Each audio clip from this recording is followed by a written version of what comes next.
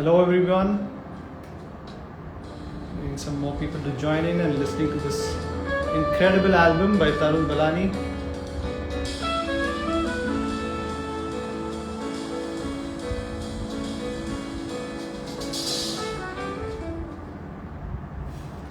Awesome. Welcome to the second edition of the Zildjian Talk with Darshan Doshi. Today, as you guys know, we have the amazing Tarun Balani joining us, and it's going to be a fun hang. I'm just waiting for him to join in. And before we get him in, I'm going to give you guys a small introduction about Tarun and the stuff that he's done. Tarun's music and artistry has been described as nothing short of remarkable by All About Jazz, and his debut album, Sacred World, has set to point to the future of jazz in India by the Time Out magazine India. Regarded as one of the most finest and most successful jazz drummers and composers to emerge from the country. While Tarun continues to feature his genre-bending quartet with trumpeter Adam O'Farrell, pianist Sharik Hassan, guitarist Ollie Hirvonen across the globe, he also broadens his palette with a gripping new live act as Seasonal Affected Beats in India. Tarun's music has been featured on the WNYC, MTV, VH1, Coke Studio India, Red Bull Music, and Hit 95 FM. So without any further ado, I'm going to try to invite him. If he's here, let's check. And awesome, he's here, and let's see.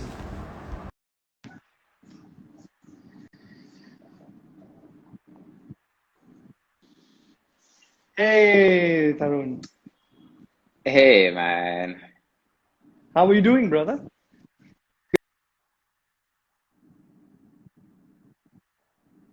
Okay, I'm losing. Just one second. I think I am losing you for a bit. Okay, I think now that's better. Can you hear me? yep.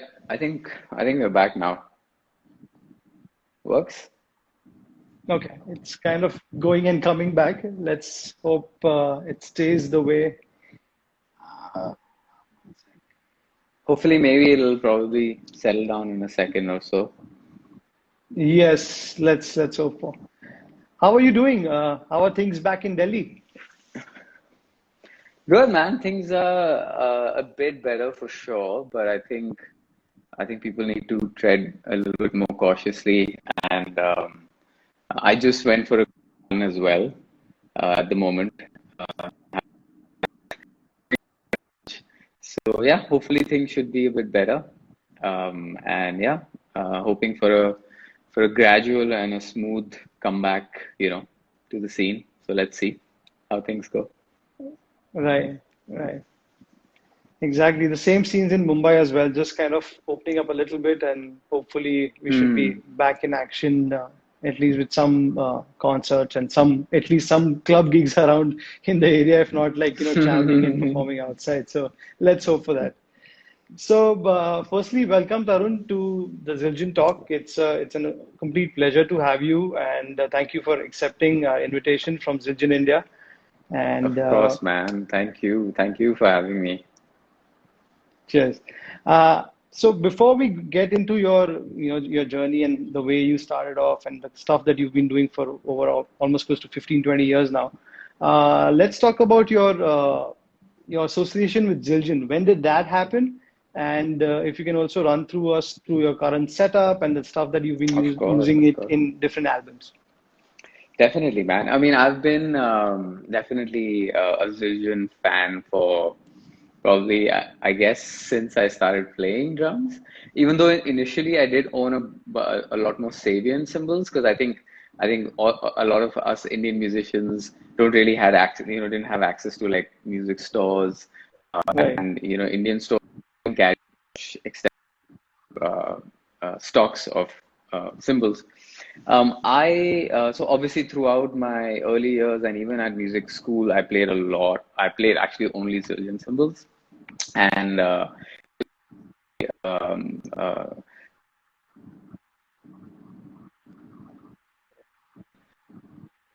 that association with Zildjian since then.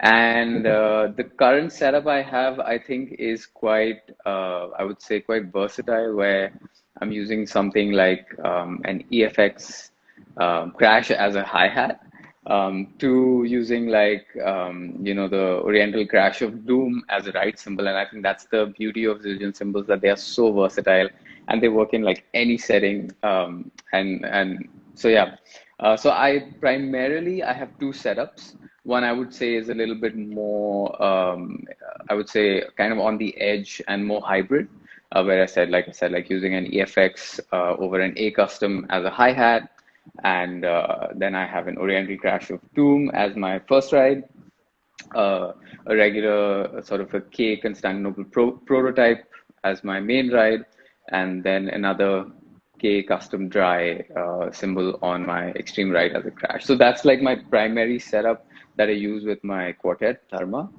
And then in different settings, like if I'm teaching at home, I would have like, I'll just quickly show you a little, like a hybrid kit where I just have like, Oh, nice. you know, Ks, or I would just use like the Kerob symbols, which is just like a hi-hat and a ride cymbal. So yeah, these are the kind of setups I use.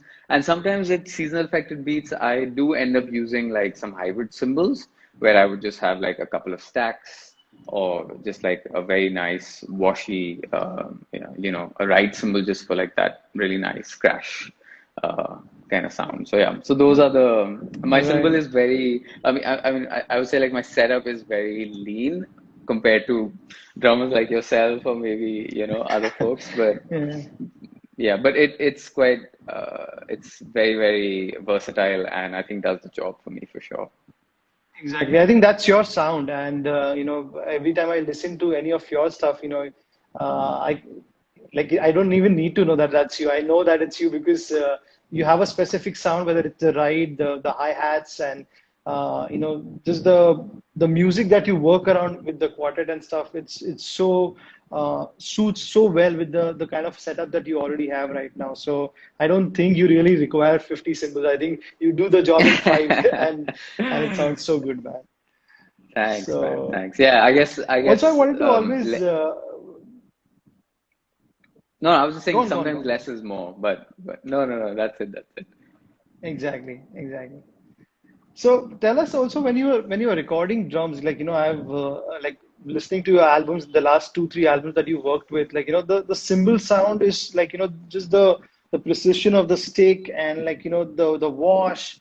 It's just perfect, like how you capture it. Is there any particular way you can guys work on it? And if you can talk about a little bit about miking the cymbals and how you go about it Yeah, doing definitely, especially man. I for an mean, I album. think, yeah. That's a really, really good question, because the thing about recording albums from the perspective of you being the drummer, but also I don't like to use the word band leader, but it's like your music. And I think so. You are kind of in the driving seat, and I'm writing the music for the band, and then I have the specific sound that I want to capture, and that starts with, as we were just discussing. I mean, I don't want to geek out too much on the symbols, but it's like, what symbols are you using, right? So that's one thing. Like knowing the instrument, like what instrument is going to work, what pitch, tonality, what's going to be, the how does it cut through with this with the musicians you're playing, and the instruments also that are part of your group. So with Dharma, we have trumpet with effects, we have synthesizers, we have acoustic piano, sometimes we have acoustic bass, we have electric guitar. So I have to pick the right instrument. So that's the one thing. But then the next thing is that the kind of sound that you're talking about, which is quite unique, and also I would say like on an international circuit, or an international recording level, very standardized, where um, it's like the engineer and the gear that you use to record is what really matters, right?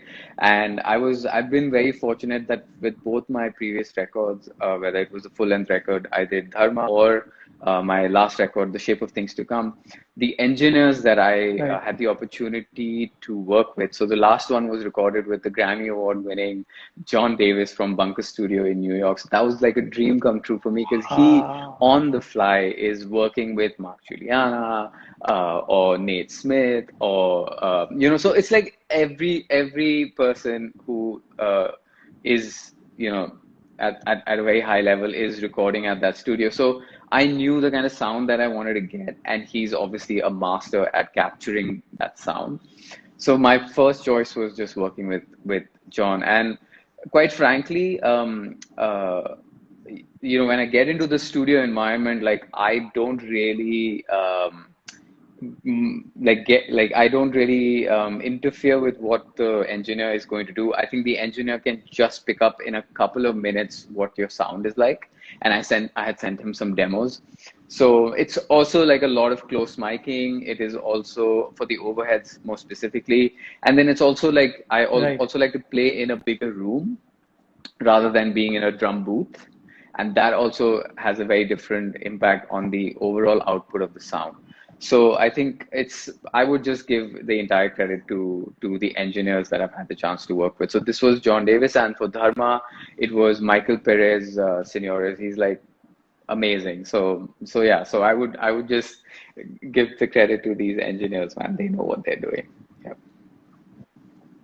Yeah, I think that makes a big difference, especially as you said, the room. And if you work with an engineer who already knows the sound, I think 80% of the job is pretty much done. Then it's just about just basic mixing and mastering and getting it right. And that's what I Absolutely. saw about in all your albums is that it sounds so international. It's like it feels so good that an Indian drummer sounds so good and so international. And I Hey, obviously see a thank lot you, of man. influences of Mark and Mark Juliana or Antonio Sanchez, Eric Harlan. Like I hear all little colors of that. So were there any of these influences? If you can talk about those people in your earlier time, and how did you go about getting into drumming? And let's talk about that.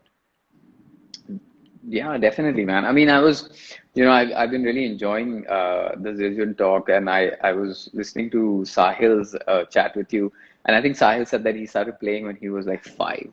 So obviously that didn't happen for me. I actually started playing very late. I think when I was 14, actually, properly, and I didn't really get serious about it till I was actually 17. So, there were a couple of years where I was just like fooling around with the set. I was not really very serious about it. And actually, my primary instrument was keyboard because obviously I didn't have a piano, back in the late 90s. So I started on the keyboard, but I think it just didn't work out for me at that point in time. With the keyboard, I think I needed something that was a little bit more exciting, or I don't know, I maybe wanted to expense my energy. But I remember that after a very bad experience playing keyboard in my school band, where on a big like a stage show, which was probably one of my first stage shows, like somebody walked over during the changeover and tripped my adapter. So my adapter came out of my keyboard.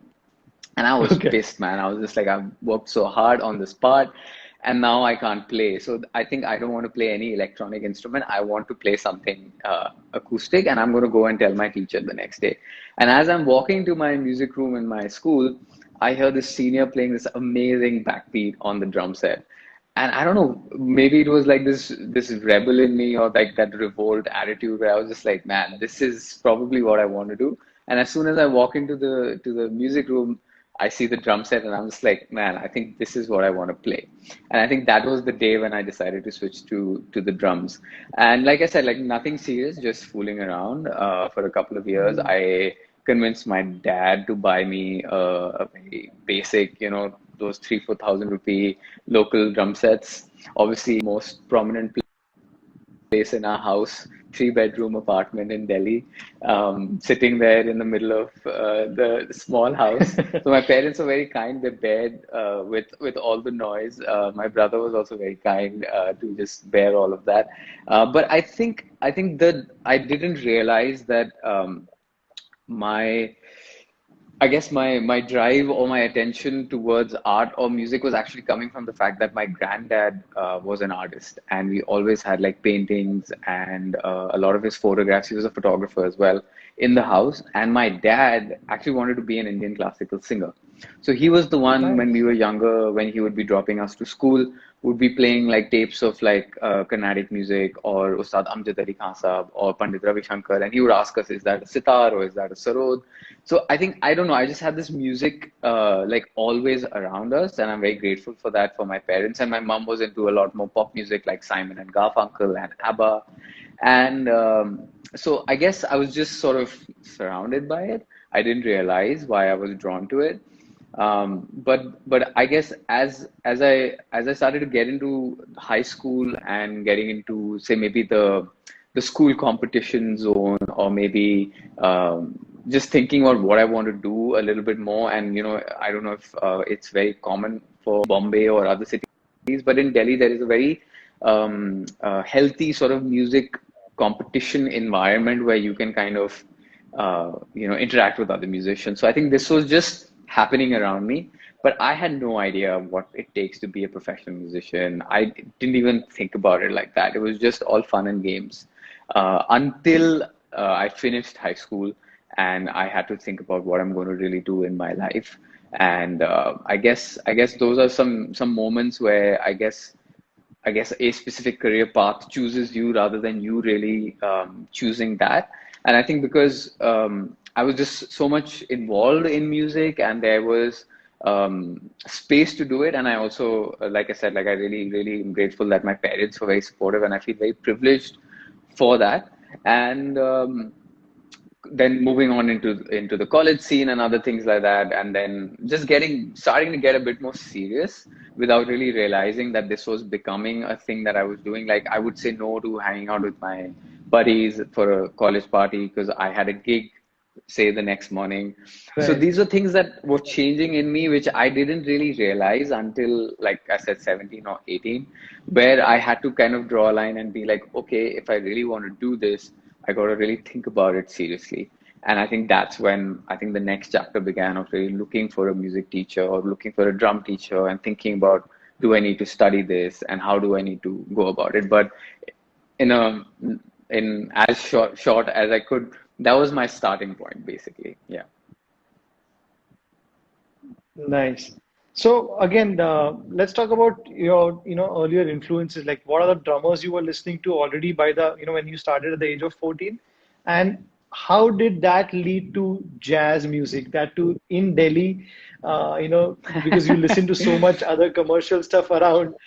Why jazz music, and how did that happen? So, man, jazz actually happened to me. Like I said, like in my life, a lot of things have chosen me than I chose them. So earlier influences were obviously. I'm also very grateful to my brother Aditya, who's also a phenomenal guitar player, great educator, and he was the one who kind of he was older, a couple of years older than me, and he would bring mixtapes from his friends in school, which had Pantera, which had Metallica, which even had John Coltrane and Miles Davis. So obviously, when I heard Miles Davis and John Coltrane, I was Nice. like, this is weird. I don't like this music. The bass drum is so like, it's not, there's no attack. Oh, But when I heard really? Pantera, yeah, I didn't like it at all. I was just like, this is so weird. Like, I don't get it.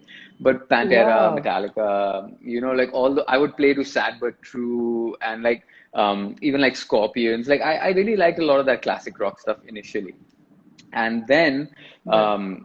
cutting to when I was 17 and thinking about what I want to do, I was heavily influenced by Dennis Chambers, Dave Weckl, Omar Hakim, like, and we all would go to there's this black market in Delhi, which is called Palika Bazaar, and you would get like these Yes, rip-off I used to go DVDs. for after my gigs. I used to go there. Yeah, we would get these DVDs, and and they would be scratched. Sometimes they would be just VCDs or whatever they were called. And we would watch them Right. all the time. And so I was heavily inspired by fusion music. I wanted to play like fusion music. So there is he's no more, sadly, but Kim Plainfield was one of the drum instructors at Drummers Collective in New York. Uh, great fusion Okay. drummer. And my first drum teacher, Manoj Maveli, which I think maybe Sahil must have spoken about as well.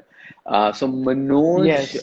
kind of nudged me and said that, if you are thinking about like doing an actual bachelor's in music, you probably want to kind of just get a whiff of what music school is like and maybe think about going to Drummers Collective in New York. So it took me 2 years to kind of convince my parents. Like I was like, can I go to Drummers Collective and can I go to Drummers? Like, that kind of a thing. And I was earning a little bit. I had a job at Gurgaon School of Music, teaching, so I was saving a little bit. So when I landed up in New York, I signed up for the fusion with Mr. Kim Plainfield. But when I get there, there was some error in the administration, and they put me in the jazz class. And so Wow. yeah, I didn't want to be, I didn't even know anything about jazz music, but it was so serendipitous, and I feel very fortunate that I was in New York, I was 18, and extremely open-minded, fertile, ready to go, wanted to practice 8 hours a day, and I'm in Drummers Collective with some of the best jazz teachers in New York. So I think that opened up my mind and my heart to improvise music. So that was my introduction to jazz. And my first teacher, Peter Retzlaff, he was the one who introduced me to Jimmy Cobb, Jack DeJohnette, Roy Haynes. I saw Roy Haynes at the Village Vanguard playing with his band, and I think that was the moment where I was like, man, I want to be a drummer, and I want to lead my band, and I want to write music for my band. And he was so hip, man, like playing at Village Vanguard with his sunglasses and boots. And I was just like, oof, this is what I really want to do. And I saw like Brian Blade. So that was such a deep had such a deep impact on my musicianship, on my drumming, that I kind of just knew that this is the path I was gonna kind of chart out for myself. So that was the early introduction. Amazing. Yeah, man. Like New York City, like fortunately, I could not go or afford a school there. While I was kind of growing up and stuff like that, I always wanted to go to Berkeley, but obviously it was very expensive for me and my family to go there. But luckily, I was touring a lot with artists, and actually, my as I say, maybe ear training or understanding music better was mainly going to New York City all the time. And after every tour finishes, you go to New York, you go to all the 55th Bar and Blue Note and Village You Vanguard and check out all all the these places, gigs. and you go and check out these musicians, man. It's so cool because I got to see, as you said, Roy Haynes. I was watching Chick Corea with Marcus Gilmer, and I see next to me on my next the Oof. table is Roy Haynes sitting checking them out. I'm like, wow, this is Oh. incredible. So yeah, man, like city like that makes so much like a thing with on a musician, and especially as you can say, uh, the collective has made you who you are, and from having a fusion rock space to coming to jazz is so cool, man. And anyways, doing an amazing job since last 15 years. It's incredible. Hey, thanks, man. uh, okay. Now coming to Tarun Balani Collective and all the album stuff. So when did that start? It's only after you came back to India, or you already started music while you were there at the collective? Mm.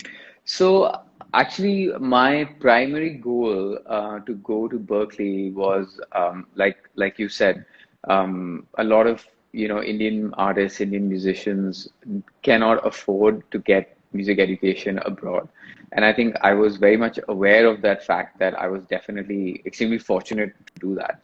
And I actually wanted to be, and I still am obviously, an educator, and I wanted to kind of set up a music program that would be affordable and accessible for a lot of musicians here in India and also from the region in Asia. So actually, my goal to go to Berkeley was actually to be a music educator, because I kind of didn't really think that with just like 3 years of college in music, I would be able to become an international level performer or touring musician. Because like I said, I started very late and I only got serious when I was 17 or 18, and then I had to wait for to go to Berkeley, I was already 21. So I didn't think I was going to have a career as a performer. And but while I was at Berkeley, I had to do a lot of performance, classes, and then you have to kind of present your performance recital at the end of your program. So I think the birth of Tarun Balani Collective, which now is called Dharma, happened obviously in music school because I was writing and composing, and I had a strong inkling for writing music and learning how to compose. So it was a great test lab to write music for.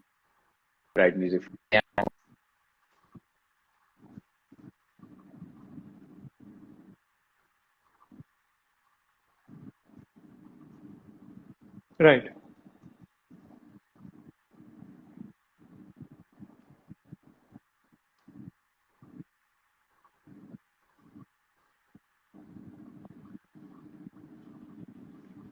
Okay, I think I'm just gonna wait. I think this connection looks a little choppy. Uh,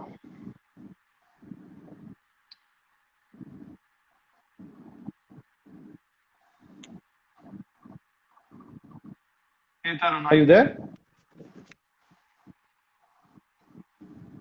Okay, let me try to add him again. Thank you guys for all your questions. Please put that in the comment section and I'll try to ask him at the end of the session. Let's try to add him again.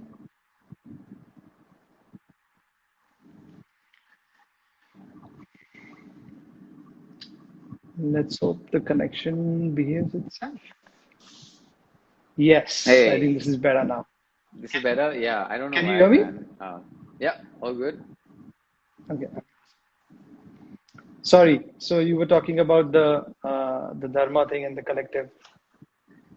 Yeah, so I mean, basically the birth of the band kind of happened at school, and I didn't really think about doing a record or anything like that. I was just like, this is I have to kind of do this more as a personal aspiration that I want to put like a group together and present my final recital. And obviously, I rather than playing a bunch of standards or anything like that, I kind of wanted to present my own music, so I did that. And so the birth of the band kind of happened at Berkeley because I had Tiziano Bianchi, I had Sharik Hassan, and a couple of guys that I was playing with, and my brother. But I think it was only when I began the music program at Global Music Institute, and when these musicians came to India, and that's when I decided to record the first album at Yashraj Studios with Shantanu sir. And that was kind of the Yes. birth of the band. And that was also kind of by accident in the sense of like, I had no idea how to put out music, that too, like improvised music in India. So I just hired a publicist in Boston, but I was playing a tour in India. And and the music was kind of really well received. It was featured on WNYC along with Vijay Iyer and Yo-Yo Ma and other things like that. So I think that gave me a bit of confidence that okay, maybe I can slowly start to do this. And it's been 10 years with the group actually. So it's been a Wow. long time. And now obviously the group has kind of transformed to its current form, which is now not called the collective anymore. It's called Dharma. And as you mentioned earlier, it features Adam O'Farrell on trumpet, Sharik Hassan on piano and synthesizers, and Ollie Hirvonen. So it's become quite a synthesized version of what I had initially envisioned. But I think this version of the band is something that I was looking for and seeking for many, many years. And I think it's the ideal setup for me personally. So, yeah.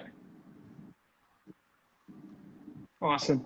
Uh, let's get into the education scene now, and if you can talk more about, I think the GMI was formed in 2011, right? And Yes, it was. and Oh, now how yeah. the whole connect with Berkeley School of Music. If you can just give us, the musicians out here, just an idea about how things happening at GMI.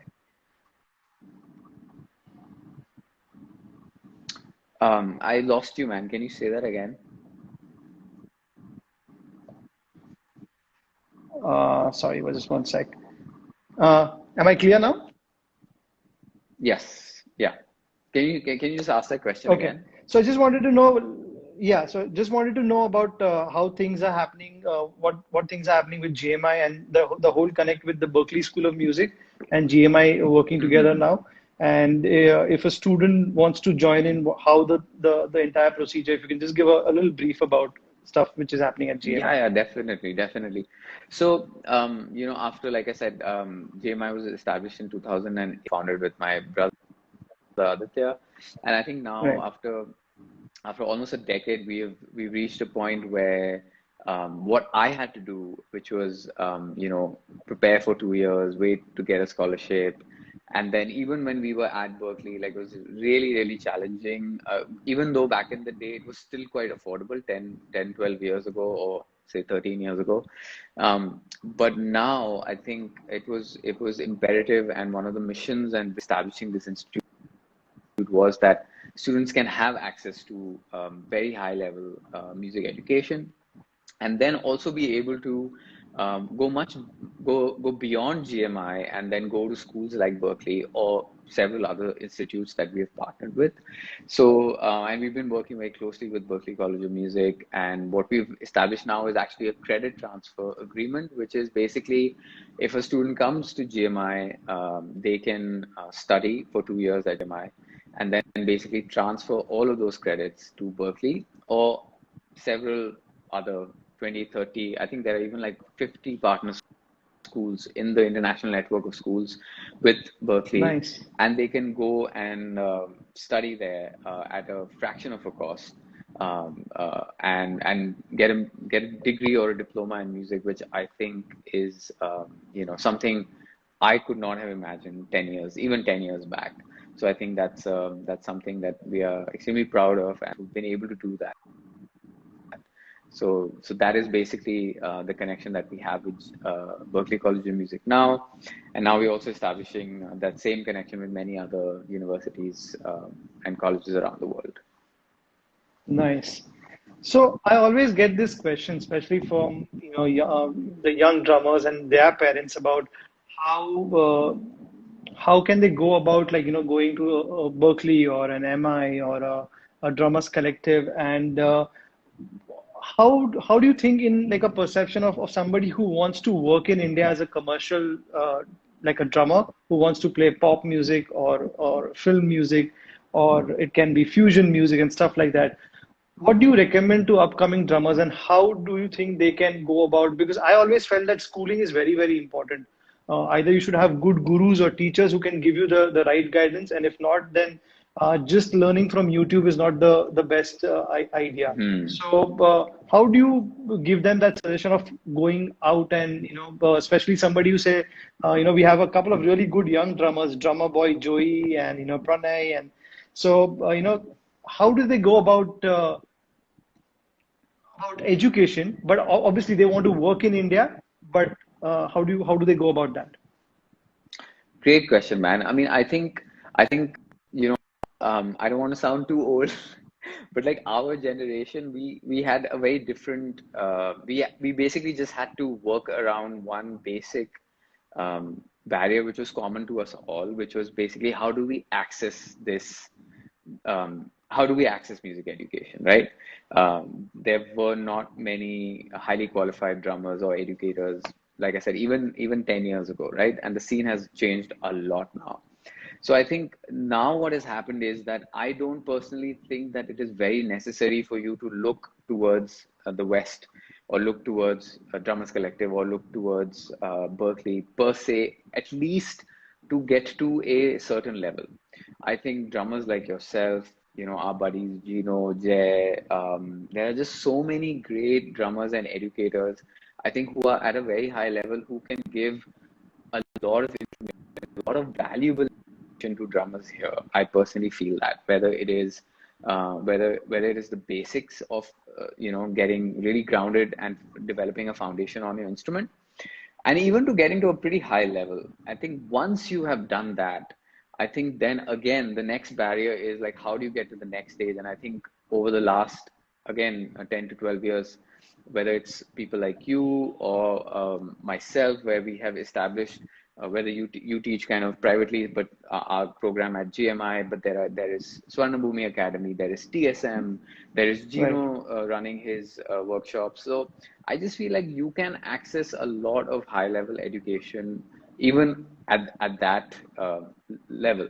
It's only, I think, if you really want to build a serious career in the music industry from the perspective of broadening your horizon and being a holistic musician, which is you want to learn how to compose, you want to learn how to produce, and you maybe want to be an educator and you want to get a degree in music. I think that is when you want to kind of look at coming to a school like GMI or TSM or Swarnabhumi, and then stepping up to going and getting a bachelor's in music. But I think if you're looking at only approaching a career in being a drummer, then I think you need to evaluate what is more important for you. Like you said, if you want to really work in India and you really want to primarily make a career being a drummer.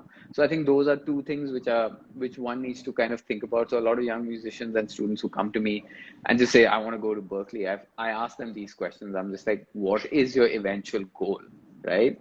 If you want to be a session drummer versus do you want to be something else, like you want to have all these other skills as well. So I think that is something one needs to assess. But I think just learning from YouTube is not enough. I think you need to kind of have the combination of all of those things, you know. So yeah. Amazing. Uh, Coming to the current jazz scene in India, um, especially for an upcoming drummer who wants to get into the jazz scene, your advice to them on how to build that and how to come to a level of a Tarun Balani collective and get that sound out of them. Man, you're too kind. I mean, I'm also, to be honest, No, just trying to figure it out. I mean, I guess I personally I am for a couple of years now refraining and avoiding being categorized as a jazz drummer because I think jazz is a very specific and I think it carries a lot of weight that I think if I put it on my in within my context, I think it may not be fully applicable, you know, because I think it is something to do with the African American heritage and art form, right? And us being Indian and coming from an right. Indian heritage, yes, you can obviously develop a jazz sound and a language and all of that. But I think I like to categorize myself, if I have to, more as a say as an improvised musician, and I play improvised music, right?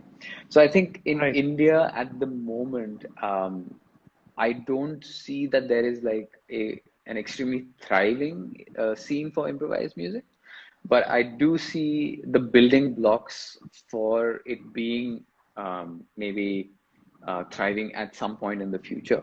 And I think that is the shift I think everybody needs to make, where we should not be chasing an idea of jazz, which is sad to say sometimes categorized as very elite and wine and cheese and a certain way. Whilst for me, it's not that. Like if you hear my sound, it's pretty, there are suit or play music, and you know this is also primarily a little bit of an issue with institutionalizing jazz. Like I was a part of the Global Jazz Institute in at Berkeley, and like we were kind of given a dress code that you know you got to go and play with a suit and tie, and I was like, man, I don't know if I really want to do that, you know. And with my group now, we tour in Europe. We just wear normal clothes. Like you know, jazz music is like it's social music, and improvised music is very much like social music. So I think if somebody wants to play improvised music, they need to definitely take a deep dive into where it's coming from, and I think that's where they will have to engage with the art form and understand where jazz comes from, but then also eventually kind of shed skin and find a the sound of improvised music or jazz music now. So whether you see folks like Kamasi Washington or Christian Scott, or drummers who are producing their own music like Mark Juliana or Eric Harlan or Kendrick Scott, Marcus Gilmore, like all of the guys that we really look up to and admire. So I think my approach was to kind of find my own sound and the group and the music that I want to play, rather than constantly carry that weight of being a jazz drummer, so yeah, I Right. think it can be thriving, and if and it can be epic, if people want to play this music. But as you know, I think this music also requires a little bit more preparation.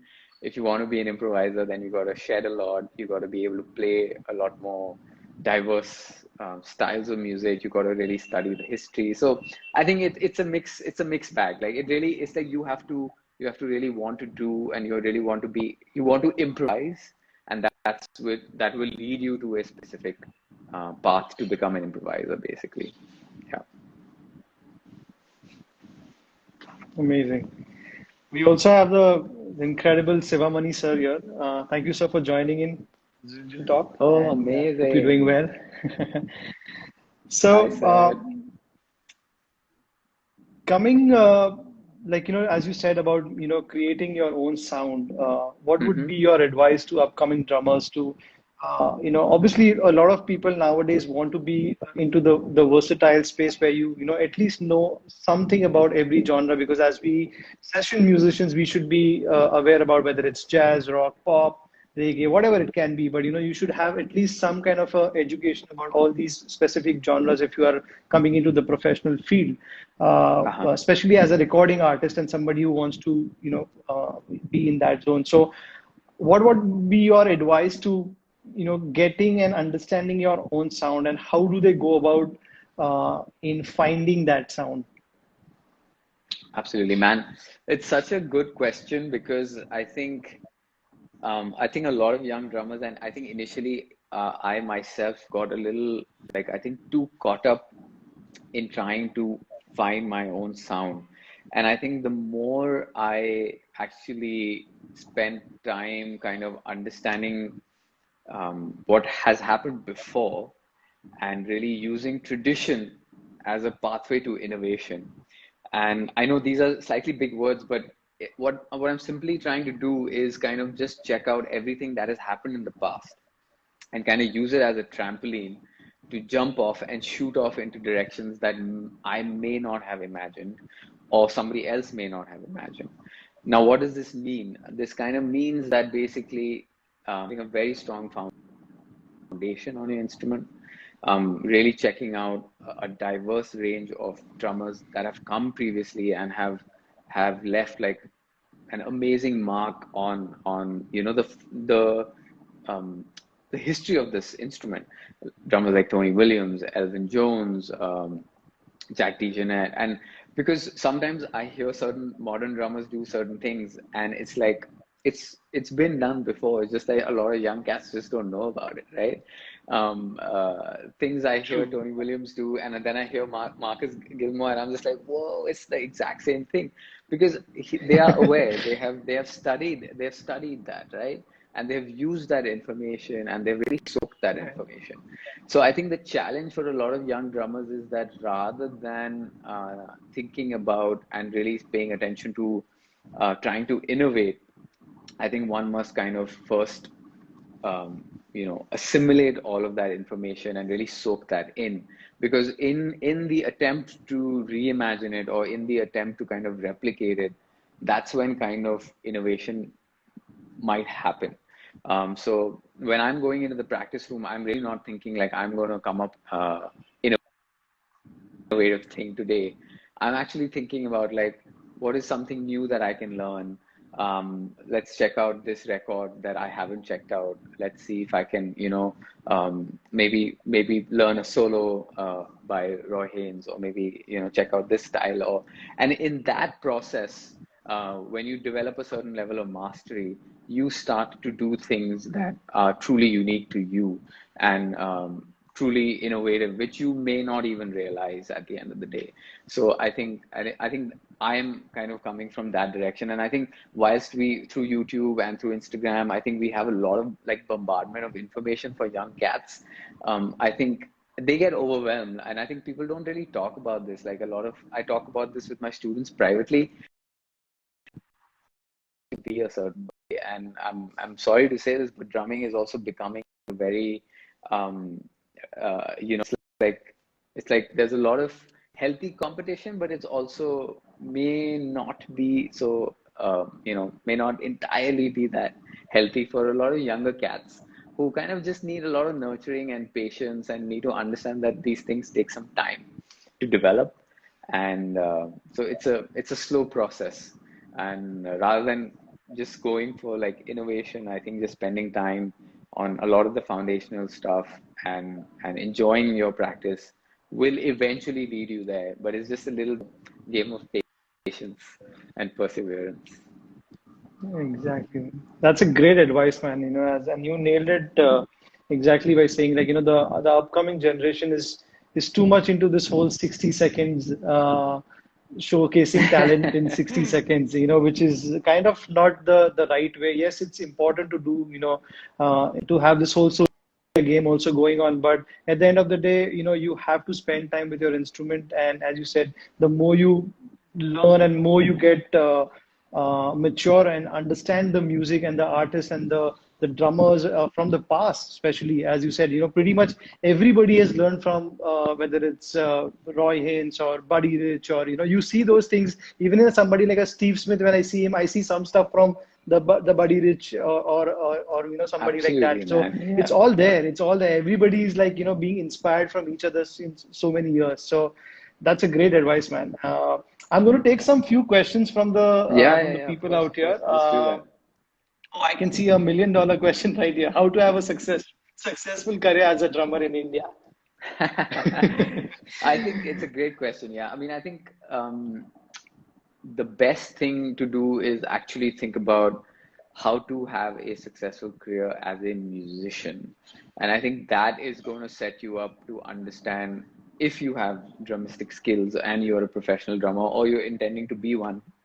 I think that is going to set you up much better to be successful in the music industry, as thinking about you be a better musician, because it's very easy to just carrying forward from our previous conversation about Darshan's question. Like it's very easy to impress a few drummers, but it's the other musicians who are going to give you the gig, right? The other drummers are not going to give you the gig. If a bass player, if a keyboard player likes your playing, if a vocalist likes your playing, they are the ones who are going to pick up the phone and call you, right? They're going to be like, hey man, do you want to come and play this session? Hey man, do you want to come and play this short India tour? Hey man, do you want to come and play this big international tour, right? So I would Right. say make friends with musicians and not just drummers. Drummers are great and obviously hang out with them and chat with them. But my advice would be think more like a musician and make plenty of friends with other musicians because that's is going to be the starting point, hopefully, for a successful career. Amazing. Uh, Top five favorite jazz albums that made you Oh, take jazz seriously. whoa. I would say number one would be In and Out by Joe Henderson. Second, I mean, it's a random order. Yeah. Maybe I would say Emperor Isles by Herbie Hancock. Then I would say A Shade of Jade again by Joe Henderson. Wow, Headhunters, Herbie Hancock again. And what would be the fifth one? Jazz, seriously. A Love Supreme, John Coltrane with Elvin Jones for sure. I mean, there are many more, but Nice. just spitting out whatever is coming to my mind. Yeah. Cool. And top five favorite jazz drummers? Ah, I mean, I wouldn't even categorize them as jazz drummers, man. They were like No, like as you innovators said, of like the, yeah. improvise, somebody on I mean, I improvised think music, my basically. Yeah. ultimate, drummer to that I every day I'm still studying and aspiring to be like is Tony Williams, like probably top. Then Jack DeJohnette, then Elvin Jones, Roy Haynes, and Billy Higgins. These would be like five drummers that I'm like extremely in awe of. Nice. Let's take one more. what should I practice to play different types of songs and different types of genres? Maybe, yeah. Genres. Okay. Yeah. I think I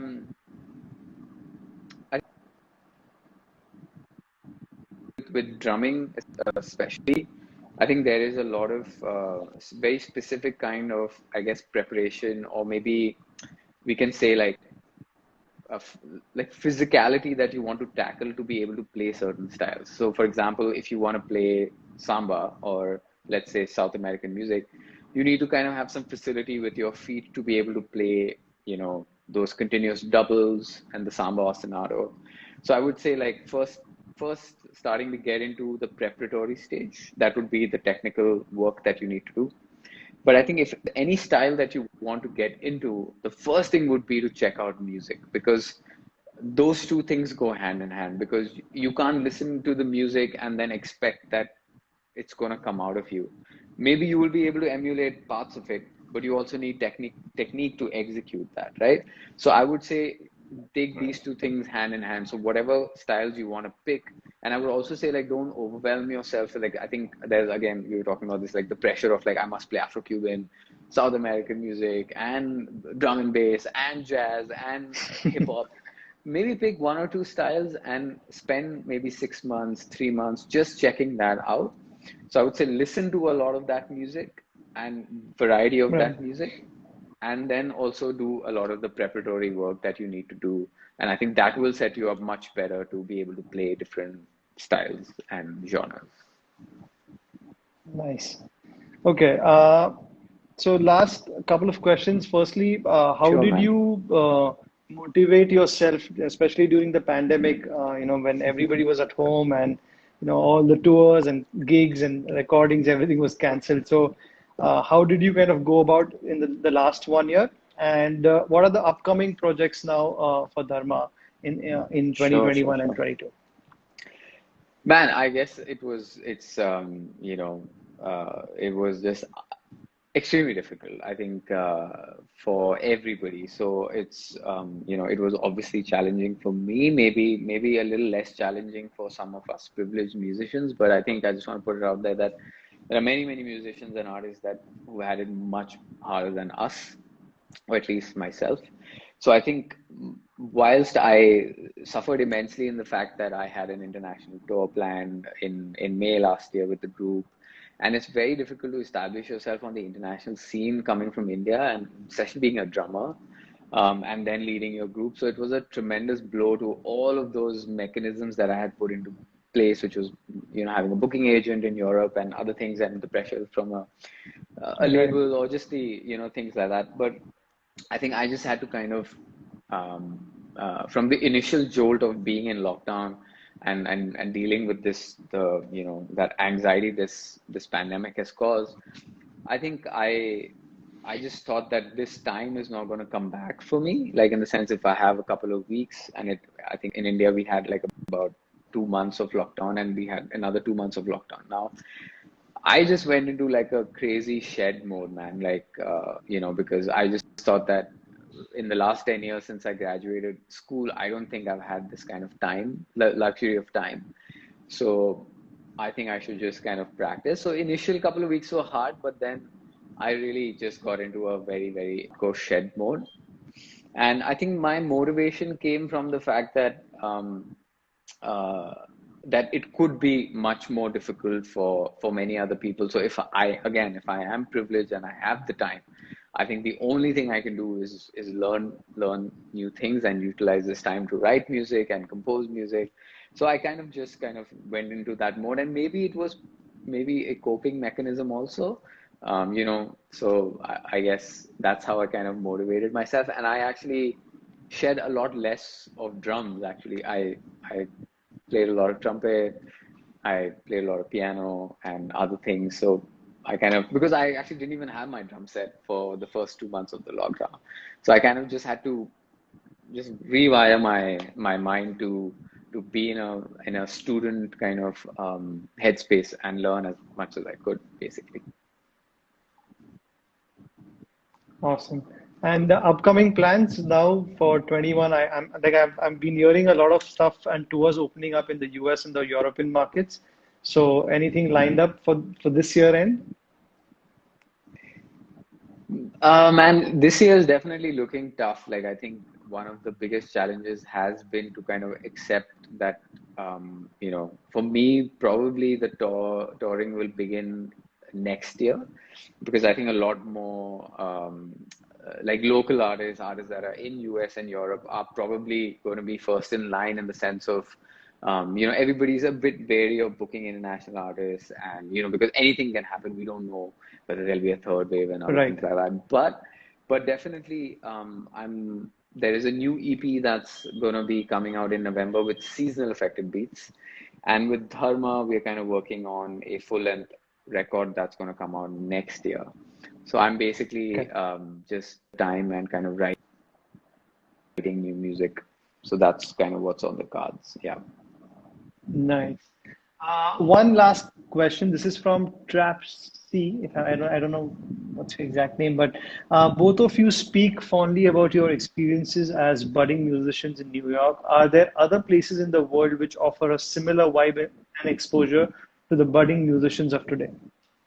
A nice For question. sure, man. Like, yeah, like I think everybody has a very personal experience, so I think it's not necessary that one has to go to New York. I think even a thriving scene in Bombay could be very advantageous for a young musician or in Delhi for that matter.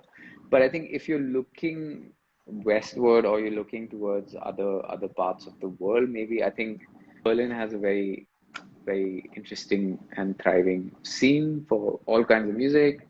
I think even London has a very exciting scene for jazz, for electronic music, for singer-songwriters and everything. So I would say you can broaden your horizon and look at many different places. But apart from New York, yeah, I would say like Berlin and London have a very exciting scene. But I think the thing about the scene is that you can also build a scene and you can also have a very thriving scene with your own community. So like I said, like think about, spending that much amount of time and money when you're at a certain level and you are able to also interact with that community. You can go to New York and attend a couple of shows, but what next, right? It might be a lot more exciting and sustainable if you do that, but then also come back and maybe set up like a weekly jam session with your buddies, get a keyboard player, bass player, and play some music, and so the scene thing is totally up to you how you make it happen, right? Yeah. Oh, that's a great advice.